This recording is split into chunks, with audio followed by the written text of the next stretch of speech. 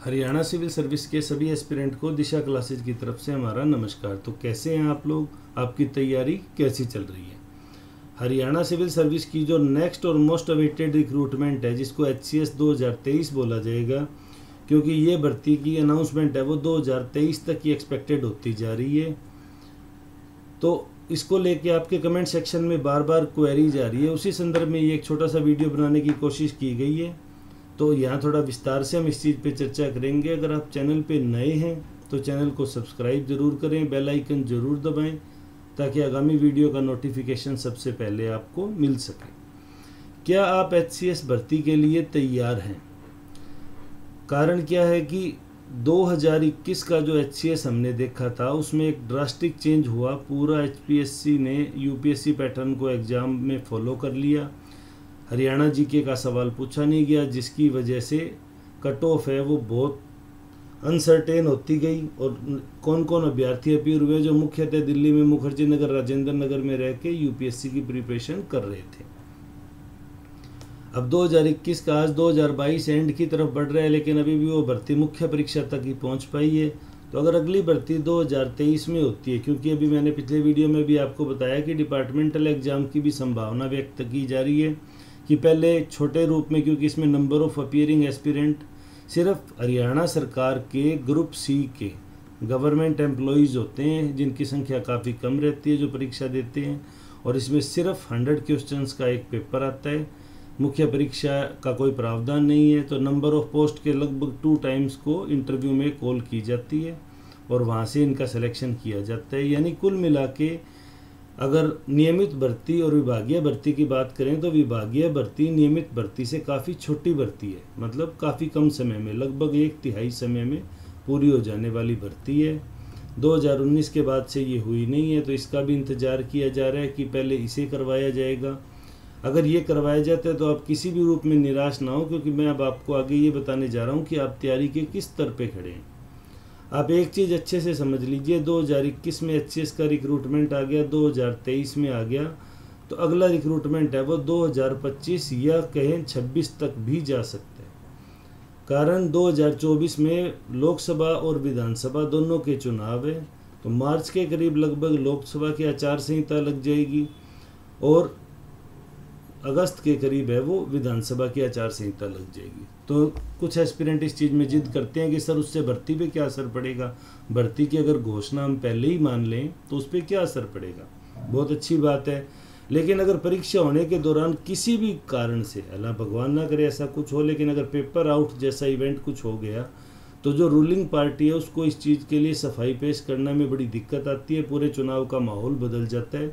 तो सामान्यतः एक देखा गया, ये कोई संवैधानिक प्रक्रिया नहीं है, लेकिन जो रूलिंग पार्टी है वो अपने चुनावी वर्ष में कोई बहुत एग्जाम कराने से बचने की कोशिश करती है कि कोई इंडिविजुअल प्रोटेस्ट ना हो जाए, ज़्यादा से ज़्यादा जनता का विरोध करने का मौका ना मिले।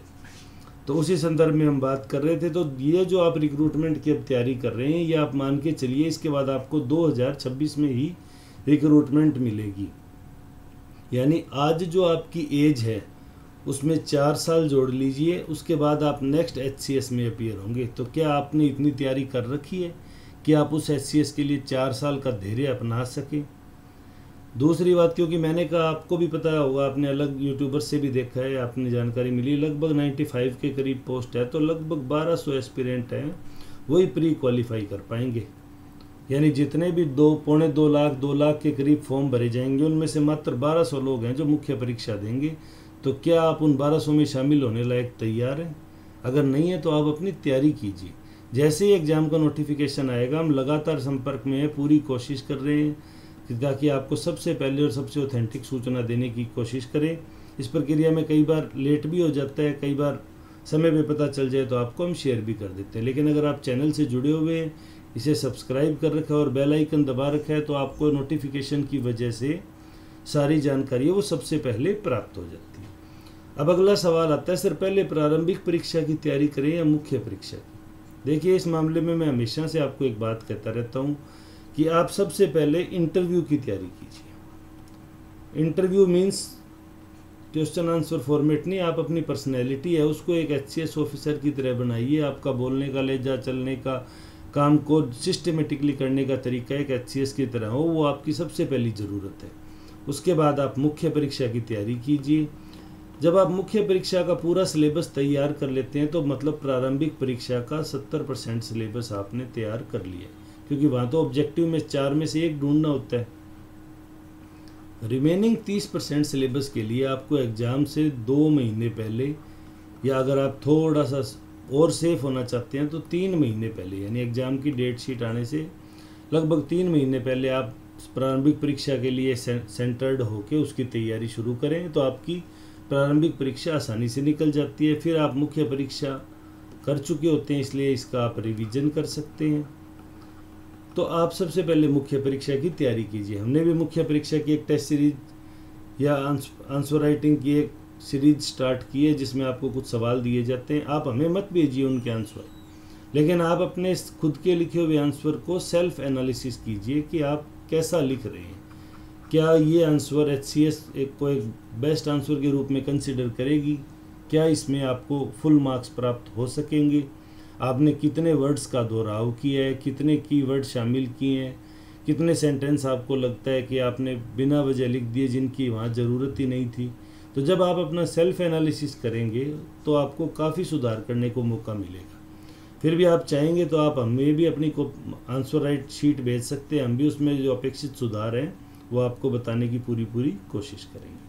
तो ये बात नंबर 2 होगी 2 की पहले प्रारंभिक परीक्षा की तैयारी करें या मुख्य परीक्षा की। नंबर 3 पे जब हमारी बात आती है तो विभागीय भर्ती का कुल सीटों की संख्या पर क्या प्रभाव पड़ेगा। तो देखिए, डिपार्टमेंटल एग्जाम बेसिकली एक तरह से प्रमोशन एग्जाम होते हैं, यानी ग्रुप सी के जो एम्प्लॉयज़ हैं वो ग्रुप ए और ग्रुप बी के अधिकारी बनने जा रहे हैं। उनका एक डिपार्टमेंटल एग्जाम हो रहे हैं जिसमें आम अभ्यर्थी वो शामिल नहीं हो सकता। कौन शामिल हो सकता है?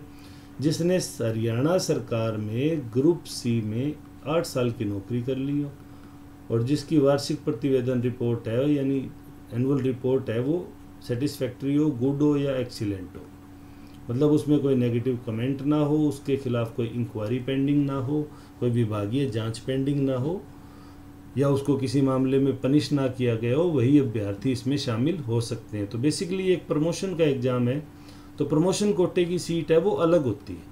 तो आप जो इन 95 सीट में से इन सीटों को घटा रहे हैं, ऐसा नहीं है, इनकी सीट अलग है।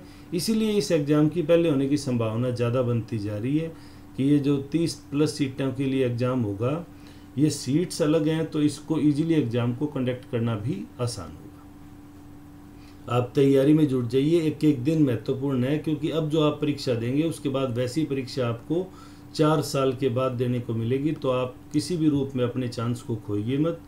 अगर आपकी कोई भी क्वेरीज है तो आप हमें कमेंट सेक्शन में पूछ सकते हैं, हम आपको जवाब देने की पूरी कोशिश करेंगे।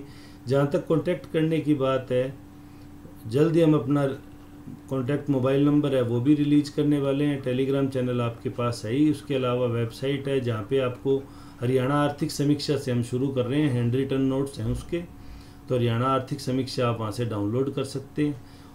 इसके अलावा अगर आपकी फिर भी कोई क्वेरीज पेंडिंग रहती है, कुछ आप जानना चाहते हैं या आप अपने आंसर हमें भेजना चाहते हैं, तो हम व्हाट्सएप नंबर जो शेयर करेंगे आप उन पर शेयर कर सकते हैं। तो उम्मीद है आपकी काफ़ी सारे डाउट हैं जो क्लियर हुए होंगे, आपको कोई मोटिवेशन मिला होगा कि आप किस जगह तैयारी कर रहे हैं। आप अगर एक बार और प्रीलिमिनरी एग्ज़ाम क्लियर करने से चूक गए तो आपको कितना लंबा इंतज़ार करना पड़ सकता है। तो आप अपनी तैयारी को शेप दीजिए। जैसे ही आपके लिए कोई शेयर करने वाली न्यूज़ होगी, मैं सबसे पहले आपके साथ शेयर कर दूंगा। वीडियो में अंत तक जुड़े रहने के लिए धन्यवाद। आपका दिन शुभ हो।